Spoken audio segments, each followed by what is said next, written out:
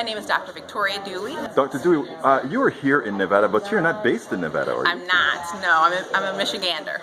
And what are you doing here supporting a Bernie campaign as a doctor? Didn't I hear that the medical system really has no use for his policies? Oh, that's absolutely incorrect. I am a Medicare for All proponent and a healthcare activist. And I'm very passionate about ending health disparities.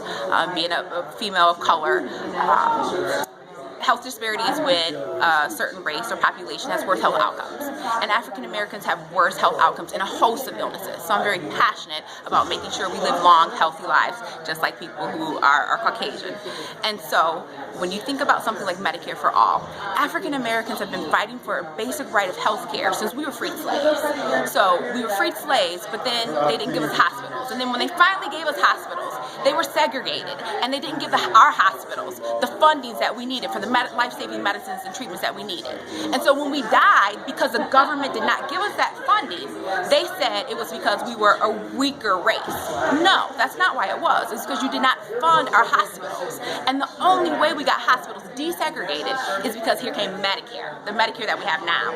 And the government said, if you're a hospital and you want Medicare dollars, you have to desegregate. And so we've done some of the work, but there's still a lot of work to go. Being insured is an issue of life and death. And if you think about every effort we made in this country to insure more people, whether it be through expanding Medicaid or expanding the Affordable Care Act, there is still always, every single time, a disproportionate amount of Black and brown people who are still, after all these efforts, left uninsured. And so the only way that I as a physician can guarantee that all patients who look like me will have the health coverage that they need and they deserve as a human right is if we ensure everyone as a human right.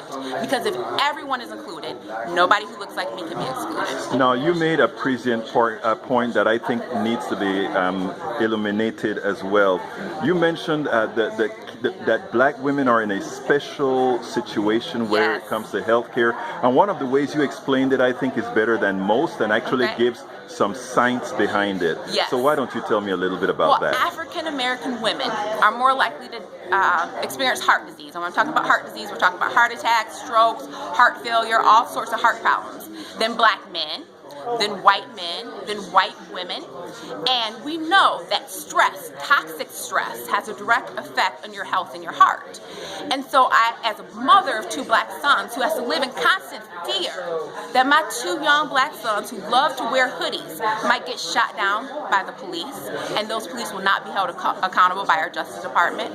For me to go to work as a Black woman, and for my paycheck to be 65 cents on the dollar compared to my white male colleagues, for me to go to work and experience racism and discrimination and people try to police even my hairstyles, all those toxic stressors absolutely contribute to my health risk.